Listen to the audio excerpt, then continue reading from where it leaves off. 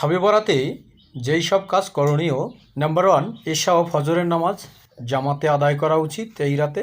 Number 2 নফল নামাজ পড়া যেতে পারে যেহেতু এই রাতটি বিশেষ ফজিলতপূর্ণ রাত। নাম্বার 3 তাহাজ্জুদ নামাজ পড়া যেতে পারে এই রাত্রে। নাম্বার 4 তওবা ও ক্ষমা প্রার্থনা করা। মানুষ হিসাবে আমরা প্রতিনিয়ত গুনাহ করে ফেলি। গুনাহের পর তাৎক্ষণিক তওবা করার নিয়ম, অনেক সময় অবহেলা করে তওবা করা হয় না, তাই এ রাতে তওবা করে গুনাহ থেকে মাপ চাওয়া উচিত। নাম্বার 5 কোরআন তিলাওয়াত করা যেতে পারে এই রাত্রে। কোরআন তিলাওয়াত মানুষকে আল্লাহ তাআলার নিকটবর্তী করে। ফজিলতপূর্ণ এই রাত্রে তিলাওয়াতের মাধ্যমে কাটানো উচিত। শবে বরাতে যেই সব কাজ বর্জনীয়, নাম্বার 1 শবে বরাত পূর্ণময় রজনী। এই রাত ইবাদতের মাধ্যমেই কাটাতে হবে। যে কোনো ধরনের নোংরা ও খারাপ কাজ থেকে বিরত থাকতে হবে।